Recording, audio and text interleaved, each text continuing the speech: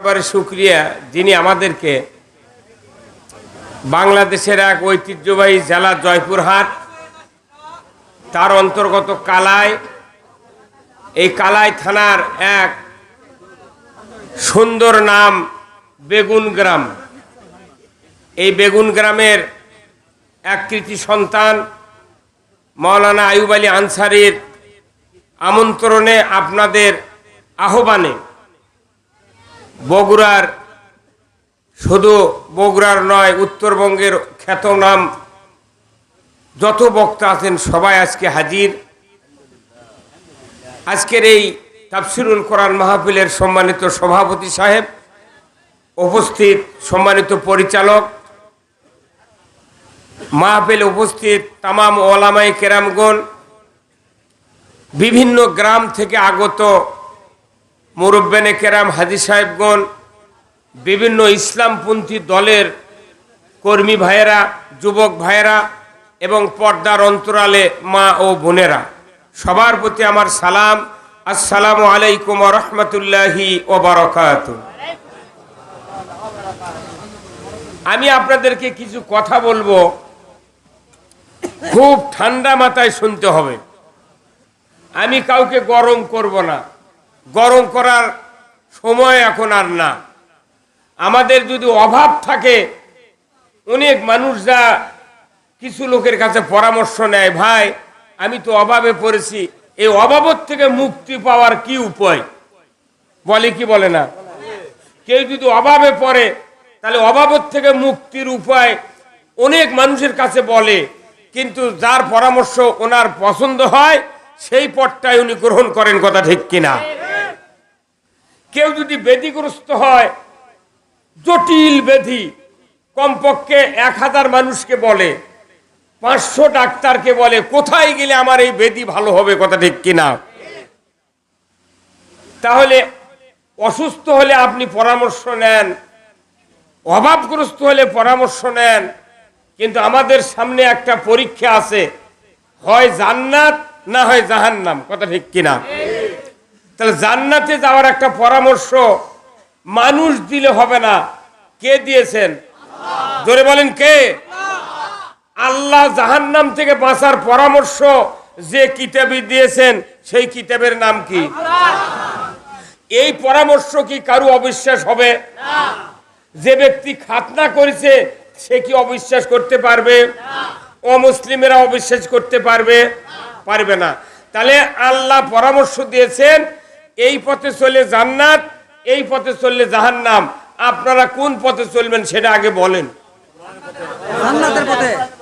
কোরআনের পথ তো বলিনি আমি, সবাই তো কোরআনের পথে চলে, জান্নাতের পথে। খালি মুচ্ছুতি মারলে হবে না। একটা পীর সাহেবও কোরআনের পথে চলে, কত ঘন্টা তবলিগও কোরআনের পক্ষে চলে, চলে কি চলে না? বিএনপি করছে আমরাও কোরআনের পক্ষে চলি, আমাকে মুখ দাড়ি নাই, নামাজ নাই। আওয়ামী লীগ করছে আমরা তো তাহাজ্জুদ পড়েছি, কথা কয় না পারে। তাহলে সবাই বলে কোরআনের পথে, কিন্তু আল্লাহর পরামর্শ হলো কি? জান্নাত আর জাহান্নাম, দুটা পথ। জান্নাত থেকে মুক্তির পরামর্শ কে দিয়েছেন? সেই পরামর্শ কি জামাতের? সেই পরামর্শ কি যুক্তিবাদীর? সেই পরামর্শ কি বদলুর রশিদের? সেই পরামর্শ কি কোন নেতার? পরামর্শ কার? জাহান্নাম থেকে মুক্তির পরামর্শ কোরআনে আছে না নাই? তাহলে সেই পরামর্শ আপনাদেরকে আমি একটু বলবো, শুনতে রাজি আছেন? আরো আশ্চর্য হবেন, 5,500 বছর আগে ফেরাউন মরিছে, ফেরাউন সুটকি হয়ে আছে। সেই মানুষকে আমরা কতদিন দেখেছি ফেসবুকে, মুখ চোখ কালো হয়ে সুটকি হয়ে পড়ে আছে। বাঙালির মাথা কি বুদ্ধি! আজ থেকে 15 দিন আগে সেই ফেরাউন হাসাছে, এই কত কোন ফেরাউন হাসাছে। আমি তাজ্জব হয়ে গেছি, এই কবে মিশরের জাদুঘর পড়ে আছে, একেবারে বাঙালি বুদ্ধি করে হাসিয়ে তুলছে। কতক্ষণ এরপরে গত পরশুদিন থেকে দেখতেছি এই ফেরাউন আবার কথা ফুটিছে। এই ফেরাউনকে বলিচ্ছে, ভাই তোমার নাম কি? কই আমার নাম ফেরাউন। তোমার এই দুর্গতিকে বলছে আমি জালেম ছিলাম, মানুষের ক্ষতি করেছি, আল্লাহর বিরোধিতা করেছি, এই জন্য আমার এই অবস্থা। যে তোমাকে ইনকে ছুটকি করে কে রাখলো? বলছে এই জন্য রাখা হয়েছে আমার থেকে যাতে ওই জালিম বান্দাগণ শিক্ষা গ্রহণ করে। কি মানুষের বুদ্ধি রে বা! মরা মানুষের মুখ দিয়ে কথা ফুটাচ্ছে, মরা মানুষের মুখ দিয়ে কথা ফুটালে ওই বোঝে, অথচ কোরআন হাদিসের কথা বোঝে না। আমরা না বুঝে বেড়াচ্ছি কি? বুঝতে রাজি আছেন? কারা কারা দুহাত তুলে আল্লাহকে দেখান, নামান হাত। আমি আপনাদেরকে আগে পরীক্ষা করব যে জান্নাতের পথ ধরবেন না জাহান্নামের পথ ধরবেন। পরীক্ষা ছাড়া আমি রোগীর চিকিৎসা করি না। যেরকম ডায়াগনস্টিক সেন্টার আছে, প্রস্রাব পায়খানা, ইসিজি, তারপরে এমআরআই, এক্সরে, কত পরীক্ষা আছে না? ডাক্তাররা পরীক্ষা করে লিখে দেয় এই রক্তের গ্রুপে, প্রেশার এই ব্যাধি, আপনি চিকিৎসা করেন ডাক্তার সাহেব। রিপোর্ট ডাক্তারের কাছে দিলে ইচ্ছা মতো ওষুধ লেখে। তা আপনাকেও আমাকেও পরীক্ষা করার দরকার আছে না নাই?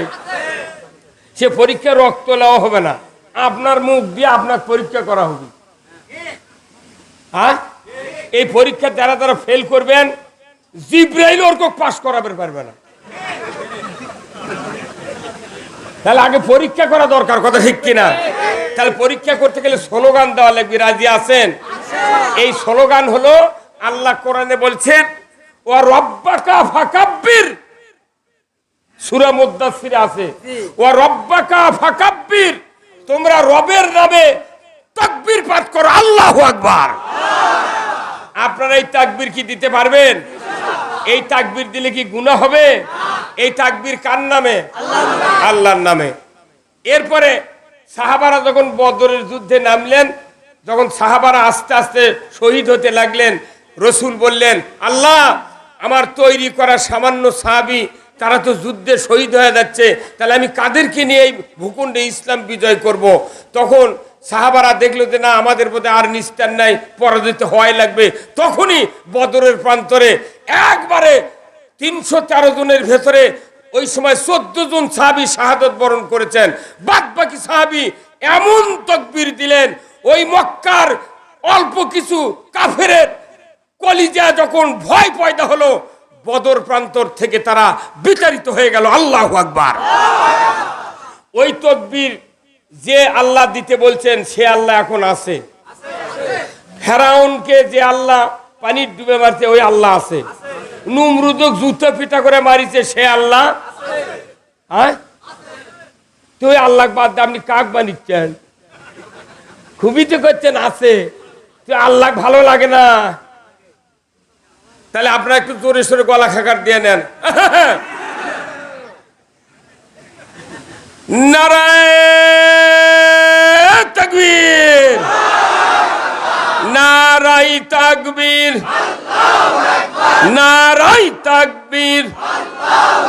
আমার নেতা তোমার নেতা বিশ্বনবী মুস্তাফা, আল কোরআনের আলো, আল কোরআনের আলো। এই স্লোগান কোন মেলা মানুষ কয়নি।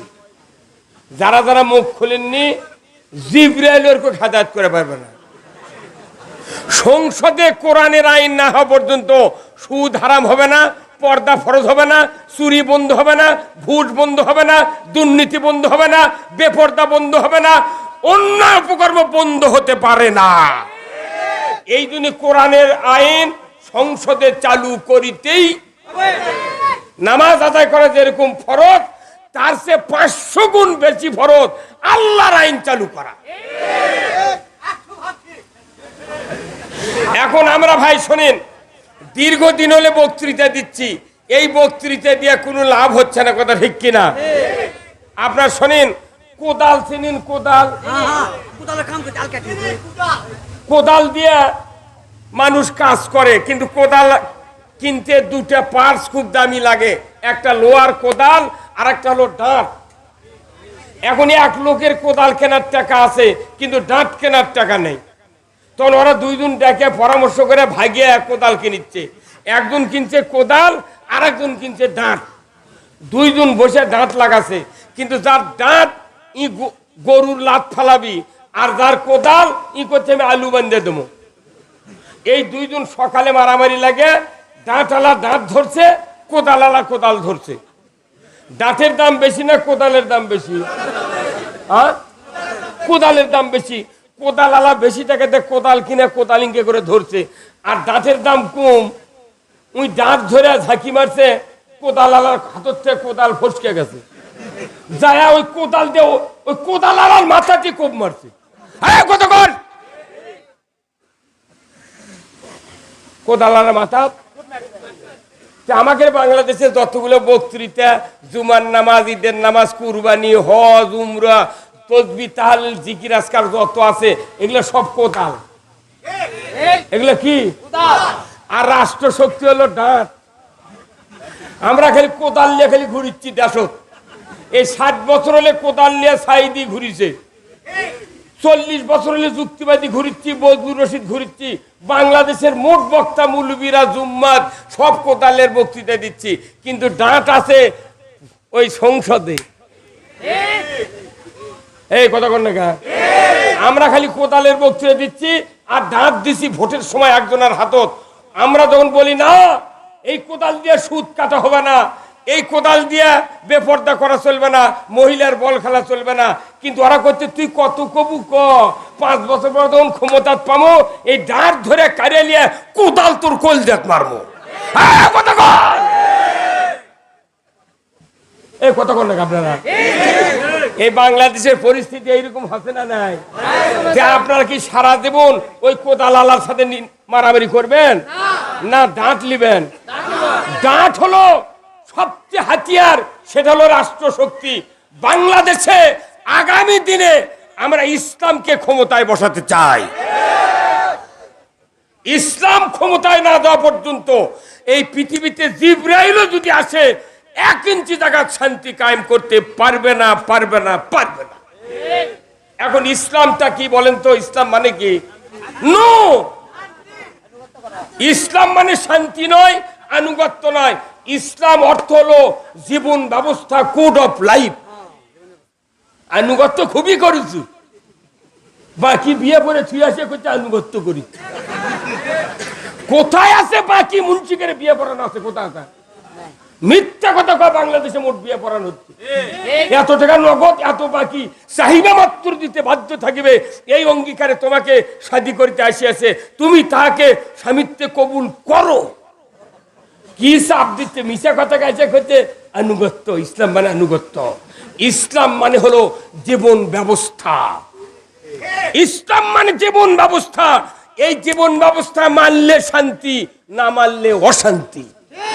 বাংলাদেশে যখন পূর্ব পাকিস্তান ছিল, 24 বছর ইসলাম কায়েমের কথা বলে পাকিস্তান আন্দোলন করেছিল আলেম ওলামারা।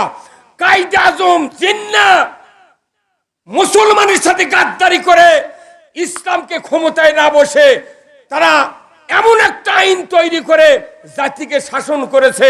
আমার পূর্ব পাকিস্তানকে তারা শোষণ করেছিল, ধরে বল ঠিক কিনা? ব্রিটিশ কাফেরের আইন দিয়ে 190 বছর এই ভারতবর্ষ শাসন করেছে, শান্তি হয় নাই।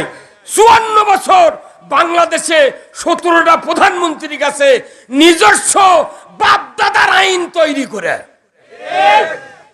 মুরব্বি কথা বলে আপনি বাপদাদার আইন তৈরি করে আপনি মানে জান্নাতে যাবেন, এটা পাগলের বুদ্ধি।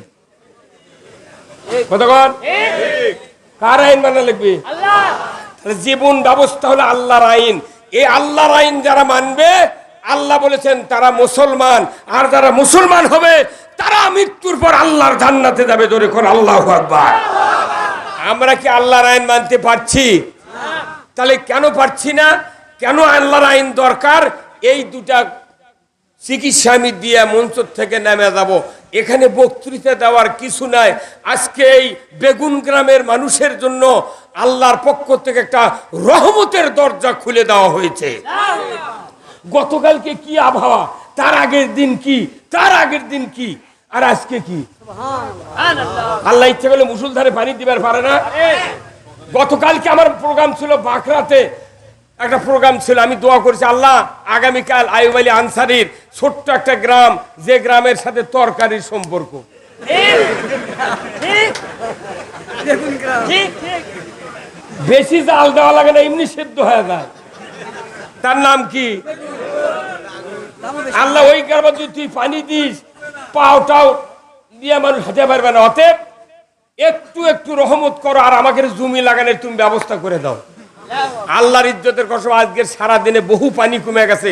আমি 14 বিঘা জমি আবাদ করব ভাই, আমি একটা গোছ দিবার পারিনি। কেন হয় না? সবার সমস্যা, যাই আগে লাগাচ্ছে তার ডুবে গেছে, যাই লাগাবার পারেনি তার বেতন পচে যাচ্ছে। এই সভা করে কি শান্তি হবে? তাহলে এই দুর্গতি কেন হলো?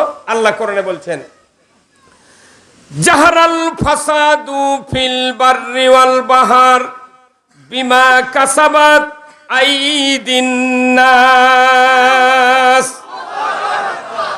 ও দুনিয়ার মানুষেরা, আসমান আর জমিনের ভিতরে যত অবিচার, অনাচার, দুর্ভিক্ষ, ভূমিকম্প, বন্যা, সাইক্লোন, আইলা, নার্গিস, যত রকমের সমস্যা, সব কিছুর মূলে বান্দা তোমাদের 2 হাতে গড়া কাজের ফল। 2 হাত যদি তোমরা ভালো করতে পারো, পৃথিবীর জমিনে আল্লাহ তাআলার পক্ষ থেকে শান্তি নেমে দেওয়া হবে। ধরে কোন আল্লাহু আকবার। নামাজ রোজার কথা একটু বন্ধ হোক, পরে হোক, কিন্তু হাত আগে ভালো করা লাগবে। কি করা লাগবে?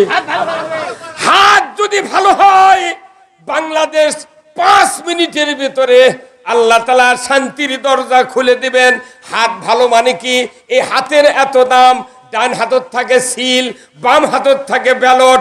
এই ব্যালট দিয়ে যদি 60 বছর আগে বাংলাদেশে কোরআনের রাজ কায়েম করা হতো, আমার দেশে জিন্দেগিতে যুবতী মহিলা দিয়া বল খেলা হতো না। আমরা বক্তৃতা করছি, মেয়ে মহিলা তুমি বল খেলো কেন? তোর হাতত ক্ষমতা আছে, তোর চিল্লাই মরা লাগবি। কত কোনে হ্যাঁ? আমরা যদি বলি সুদে করে টাকা হারাম, আমরা সুদের বিরুদ্ধে বক্তৃতা করি, যারা সুদ চালু করেছে ওরা রাগ করে আমাদেরকে জেলত তুলে ধরে ধরে কি। তাহলে জাহারাল ফাসাদু ফিল বাররি ওয়াল বাহার, জমিনে যত অঘটন ঘটে, বান্দা তোমাদের 2 হাতে গড়া কাজের ফল। আপনি আমার যদি 2টা হাত ভালো করতে চাই, ভালো করতে পারি, বাংলাদেশে 5 মিনিটের ভিতরে কোরআনের পার্লামেন্ট কায়েম হবে। কোরআনের পার্লামেন্ট কায়েম হলে দুনিয়ার শান্তি। আল্লাহ তাআলা কোরআনে বলছেন, লা ফাতাহানা আলাইহিম বারাকাতুম মিনাস সামাই ওয়াল আরদ। আসমান জমিনের বরকতের দরজা তখনই খুলে দেব আমি আল্লাহ, যখন দেখব তোমরা দুনিয়ায় আমাকে ভয় করার নীতি কায়েম করেছো। আমাদের বাংলাদেশকে আল্লাহ ভয় করার কোন আইন আছে? হুজুর আসেন কথা কোন আপনি আল্লাহ সকানকে মুখ নাই। বাংলাদেশকে আল্লাহ ভয় করার কোন আইন আছে? আইন নাই। প্রথম ছিল 1 কেজি পাথর, তারপরে তার আগে ছিল কাশির 500 আছেন না, তারপরে আসলো পাকির 80 ওজন, তারপরে আসলো কাঁটা, তারপরে আসলো মিষ্টি মাপা কাঁটা, 2 দিকে পাল্লা ছোট ছোট কাঁটা আসলো, তারপরে আসলো মিটার, তারপরে কি এই মাপত কম দেওয়া আর বেশি লওয়া কি কম হচ্ছে? হ্যাঁ, এই কথা কোন কম আছে? আরো চুরি বেশি হচ্ছে। খালি যদি হাফ কেজি কম হয় বস্তা, ওই 2 কেজি কম ধরে। আর যদি মিটারের মাপ পেলে বুড়ে লোক দিয়ে আনা চাইতে ধরে 6 কেজি ধান বেশি দেয়। হয় না? এগুলা দুর্নীতি বন্ধ করতে গেলে আগে হাত ভালো করা লাগবে। যারা ইমানদার তাদের দায়িত্ব এই পৃথিবীতে কোরআনের পার্লামেন্টের পক্ষে জীবন তৈরি করা। এই কথা কার? আল্লাহ। তাহলে হাত ভালো আগে করা দরকার ছিল না? আমার রাস্তা লাগবে না, কারেন্ট লাগবে না, কিচ্ছু লাগবে না। সরকার যদি আইন করে এই হাত দিয়ে ভালো লোক ভোট দেওয়া লাগবে, উই বেকারে ভোট দিবি। কিন্তু আপনি ভোট চুরি করে আমার করছেন, কোনো কথা কব না, খালি দেখা চলবি, শোনা চলবি, কোয়া দেবে না। কি ময়না সাহস কিরে, একটা যুবতী মেয়ে একটা বল খেলাচ্ছে। আফসোস, যে দেশে শতকরা 87% মুসলমানের দাবিদার, সেই দেশে ইন্টারের ছাত্রী, ক্লাস 10-এর ছাত্রী, 9-এর ছাত্রী, 8-এর ছাত্রী গোলাপ, তাদেরকে দিয়ে বাংলাদেশে বল খেলানো হয়। টেলিভিশনে কয় বিদেশের মাটিতে বাংলাদেশের গৌরব উজ্জ্বল মহিলারা আমাদেরকে স্থান করে দিয়েছে। এই কথা কোন টাকা? আপনি মহিলা দিয়ে বল খেলবেন আর জুম্মার দা তাহাজ্জুদ পড়বেন, ওই তাহাজ্জুদের 4 আনার দাম নাই। এই কথা কোন টাকা? সুদ, ব্যাংকে সুদ চলবে, আপনার উমরা করার হজ করার 4 আনার দাম নাই। আপনি সুদের টাকা দিয়ে হজ করে ওটি দা করছেন। ইন্নাল হামদা ওয়ান নিয়ামাতা লাকা ওয়াল মুলক, আল্লাহ তোমার সমস্ত প্রশংসা আর যত নিয়ামত তুমি পৃথিবীতে দিয়েছো, তোমার সবচেয়ে বড় নিয়ামত আল্লাহ তোমার রাজত্ব। এই বাংলাদেশে 30 লক্ষ বড় হাজি আছে, আর কয়েক কোটি আছে উমরার হাজি।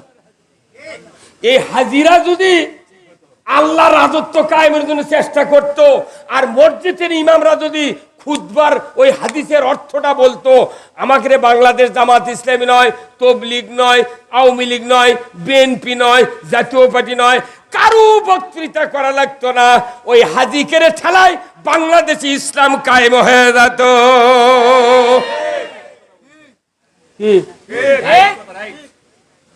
মানে মানুষ গালে কি লাভ? আমরা ইমামরা মুলবিরা ঠিক হওয়ার পারিনি। বাইতুল মুকাররমের ইমাম এত বড় জালিম, আল্লাহর কথা না বলে নেতার পক্ষে তেল দেওয়ার কারণে তার খতিবগিরি ছেড়ে পলে দেওয়া লাগিছে।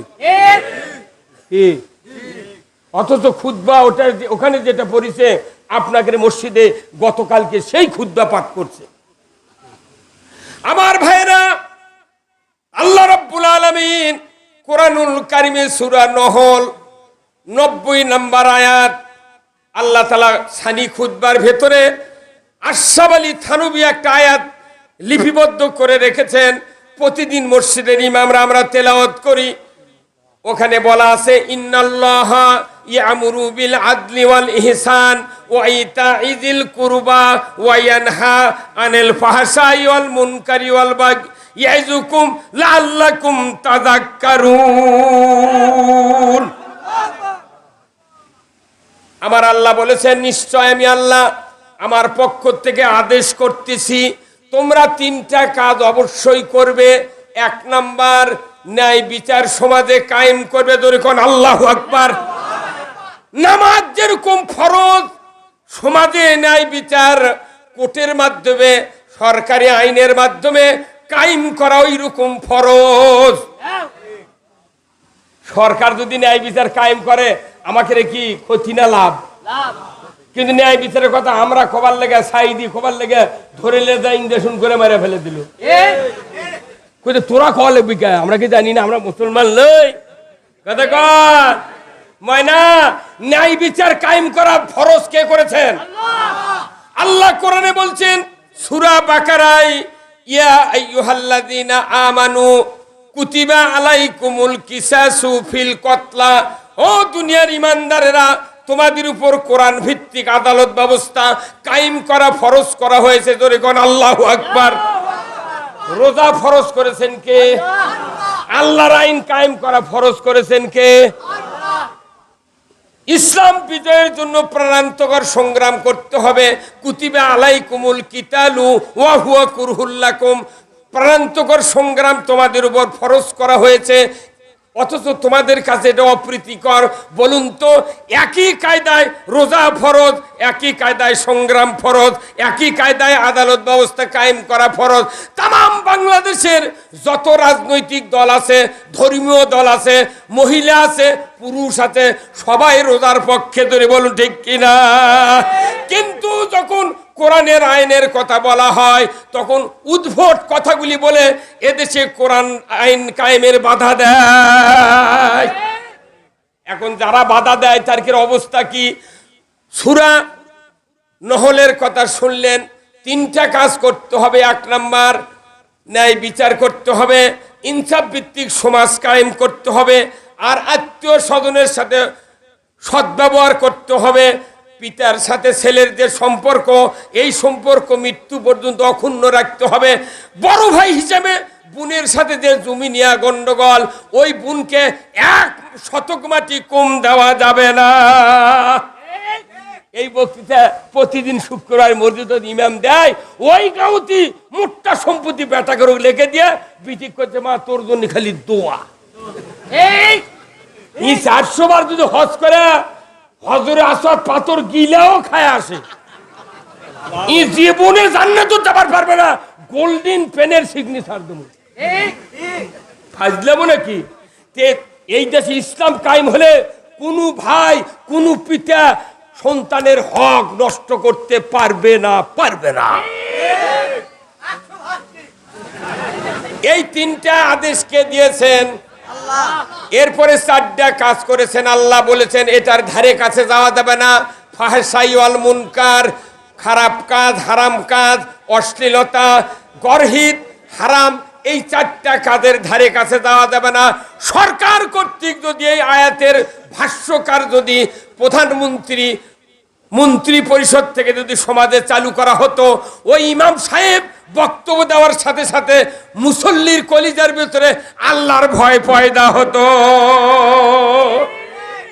এত বক্তৃতা দিচ্ছি, ভয় কেন পয়দা হয় না? কারণ আল্লাহর আইন সরকারের দ্বারা এদেশে কায়েম নাই।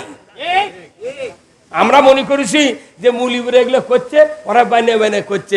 বেটা তুমি না পড়ে দেখো না কেন, দোয়া কোন তাই মুখস্থ করে পারিস নি? 40 বছর হলে বেতের নামাজ পড়ছু, খালি আল্লাহ আকবর কা মুখ লড়াই, একটাও দোয়া কয় না। আর মাদ্রাসার ছোট ছোট বাচ্চারা 14টাও আছে দোয়া কোন, তো এরা মুখস্থি করতে ঘাড়ের রক শুকিয়ে যাচ্ছে, তারপর ওরা সেদিন কোরআনের কথা করছে। আপনাদের এখানে হাফিজে মাদ্রাসা নাই? হ্যাঁ আছে না নাই? হাফিজে মাদ্রাসা এইবার আমি কমপক্ষে 150 জনক পাগড়ি দিছি। যারা পাগড়ি পরায় শ্রোতারা তাকে থেকে দেখা, কি ভাগ্য রে, আমার ঘর তৈরি একটা বেটা হলে হাফেজ বানাতাম। মুখ লড়ায় আর মনে মনে আফসোস করে। আমি দুঃখ করি, হারে পাগলের দল, যে হাফেজের মাথায় পাগড়ি দিতে বললেন আপনারা, আমরা তো দিলাম, কিন্তু বলেন তো যে হাফেজ কোরআনের পাগড়ি পালো, ওই হাফেজ আবার কামেল পাশ করে মদিনা ইউনিভার্সিটি আজহার বিশ্ববিদ্যালয় থেকে তাফসিরের উপর ডক্টরেট করে তখন বাংলাদেশে আসে অন্যায়ের প্রতিবাদ করে, যারাই পাগড়ি পরায় তারাই ধরে নিয়ে যা জেলত তোলে। এই হুজুর কথা বলে, এই আপনি দিক থেকে ওই হুজুর সামনে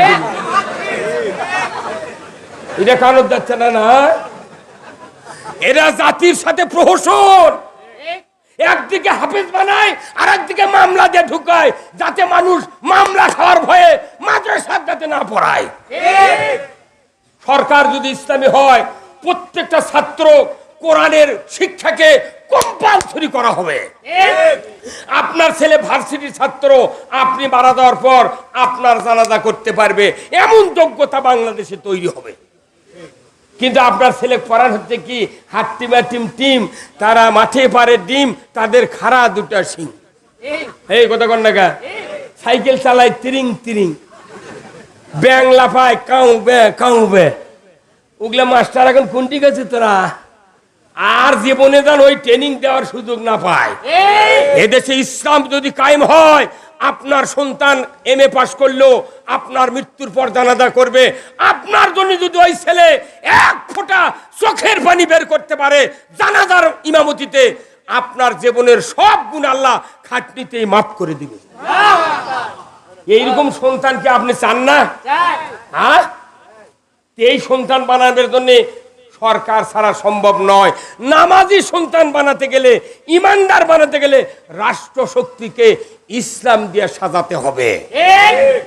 আমরা যখন এই কথা বলি, তখন আমাকে বলে তোমরা স্বাধীনতা বিরোধী, তোমরা পরাজিত শক্তি, আর তোরা খুব জেতার শক্তি নি। এই কথা কোন দেখা? হ্যাঁ, আমরা জিন্দিগিতে পরাজিত হইনি, বরঞ্চ পরাজিত শক্তি ইসলাম নয়, ইসলাম হলো বিজিত শক্তি। কিয়ামত পর্যন্ত ইসলাম বিজয় থাকবে। পৃথিবীর কেউ যদি ইসলাম না মানে, কোরআনের প্রতিচ্ছবি, কোরআনের কথা কোরআনেই থাকবে, এমন কোন বাপের বেটা নাই কোরআনকে উৎখাত করতে পারে। জোরে বল ঠিক কিনা? আল্লাহ কোরআনে বলছেন, ইউরিদুনা লিউতফিউ নূরাল্লাহি বিআফওয়াহিহিম ওয়াল্লাহু মুতিম্মু নূরিহি ওয়ালাউ কারিহাল কাফিরুন।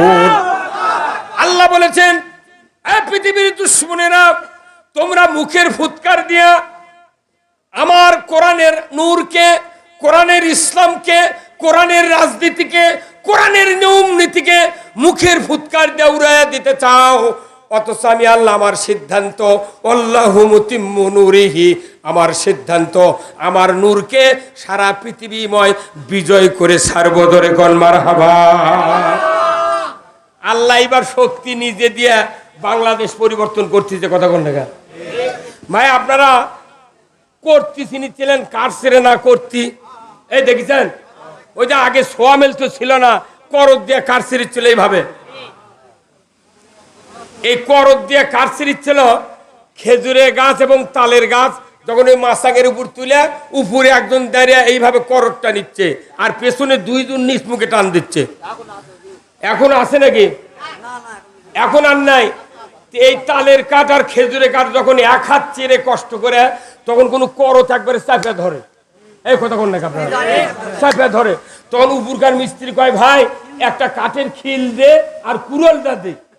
তখন ওই খিল নিয়ে ওই কুড়াল ওই দিয়ে ওই খিল ওই কাটা, সামান্য কাঠার মধ্যে ওটা আগে বাড়ি দিয়ে ঢিল করে, আবার কুড়াল ফেলে দেয় নিচের গুলো। কয়, ভাই তোরা না আর একটা খিল নিচে মার।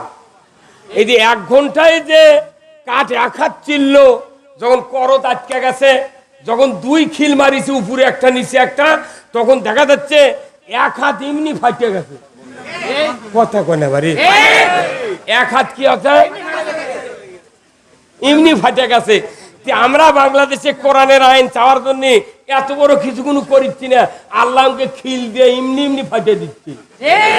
কথা কোন টাকা?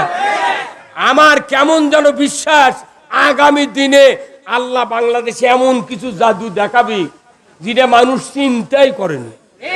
এই কথা কোন টাকা?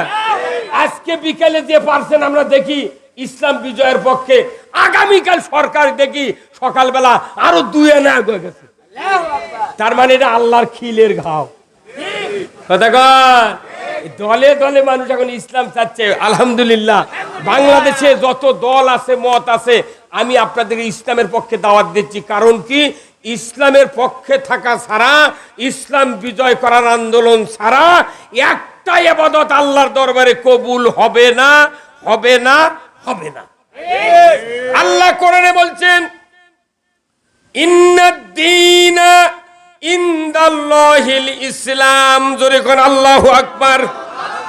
আল্লাহ বলেছেন, নিশ্চয় ইসলাম নামক জীবন ব্যবস্থা আমার কাছে সবচেয়ে প্রিয়। বান্দা, তোমরা যদি ইসলামকে প্রিয় মনে করো, তোমরা মুসলমান হবে। ইসলাম না মানলে মুসলমান হওয়া যায়? আমরা বাংলাদেশে 87% ইমানদার দাবিদার, মুসলমান দাবিদার।